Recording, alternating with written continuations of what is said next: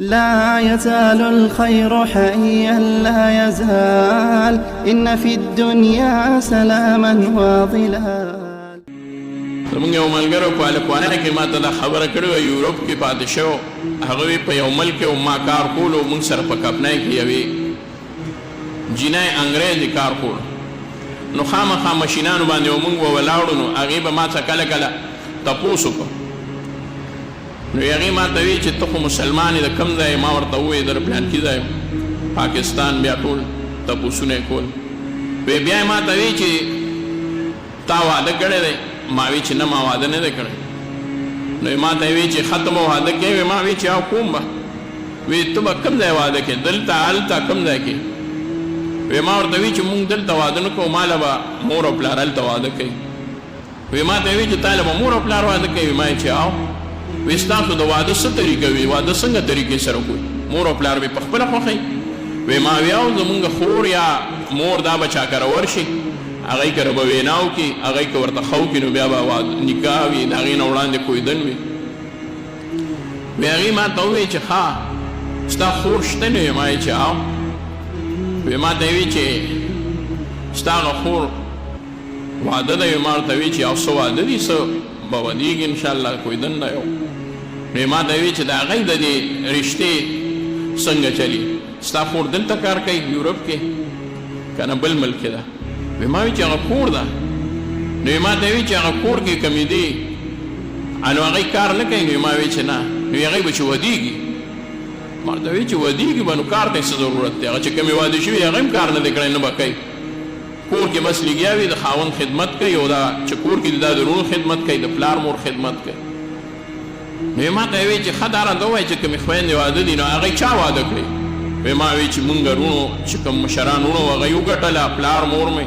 ورله داج وکړو ډېر په ښکلي انداز کې مونږ واده کړه په عزت کې وی چې اوس هغه تاسو کره راځي وی ما ورته وی چې ورځو راځي په شپو راځي ماشومان یې راځي هغې مونږ کوئ بس وی هغې دلچسپي واخیسته زما خبرو کې نو بیا یې ما ته ووی چې هغې کار نه دی کړی نو دا چې تاسو واده کړن دا پیسې به تاسو بیا اخلئ واپس ما وی چې بیا به تې ولې وایي پیسې اخلو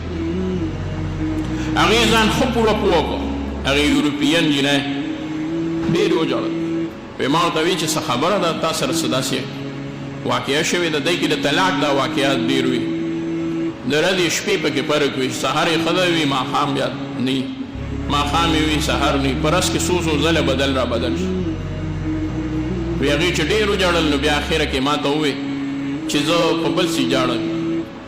زه اوس هېڅ نشم کولی قسمت دی او د تقدیر لیکل دي چې زه په یورپ کې پیدا یم او ته په پاکستان کې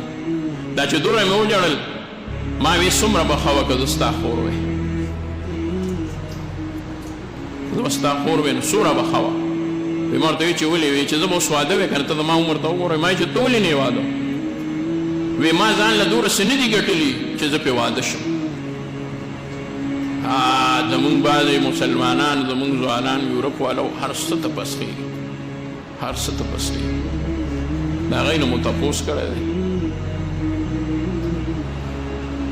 ژوند خو د مسلمان دی که په صحیح معنو کې د خپل ژوند هغه تېر هغه زنانه چې هغې په بهر ګرځېدو باندې خوشحالېږي هغې ته د خپل دین د هغې د کردار او د هغې د عزت پته نشته چې دین والا څومره لوی عزت ورکړی دی څومره لوی عزت یې والا ورکړی دی عیسی یې والا ورکړی ده په هر حالت کې که خور ده نو د رور نه به عیسه وړي که مور ده نو د زوی نه که ښځه ده د خاوند نه او هر حالت کې به ورسره هغه ولا خدمت هم کوي خو که چېرې دی د خپل خاوند خیال وساتلو نو زنانه او خویندو ته پکار دی چې هغې دوه خبرې کوي دوه خبرو خیال وساتي یو که چېرته څه سخته وي پې یا خاوند یې بېکاره وي کار نه کوي روزګار یې نیله نو دا دې مهرباني کوي دا دې د خپل خاوند په دغه حالاتو کې ډېر زیات ملاتړ وکړي او هغه له دې دا احساس نه ورکوي چې هغه غریب د بیا دې ته مجبوره شي چې سر سکوم خو دې ښځې له به سره اړم صبر دی کوي په دغه وخت کې دویم دا چې په دې خپل ژوند د شکر وباسي لکه ما د دې یوې یورپینې جینۍ صرف خبره تاسو ته وکړه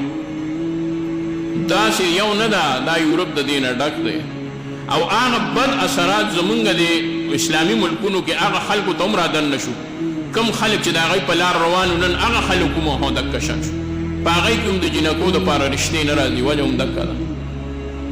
نو چې یو شکر وباسي په دې خپل حال باندې بل صبر کوي په حالاتو کې که خراب حال پرې راشي هسې هم یو بیبي دې وګوري دا د دې ته نه ګوري چې په ما باندې په دې کور کې څه سخت دي بلکې دې ته وګوري چې الله تعالی ماله څومره لوی د عزت ژوند راکړی دی چې دې د چا د کور زینت جوړه کړې زنانه دې ته سوچ په دې دا شکر وباسي او خاوند دې په دې خپله بیبي باندې شکر وباسي شکر دی الحمدلله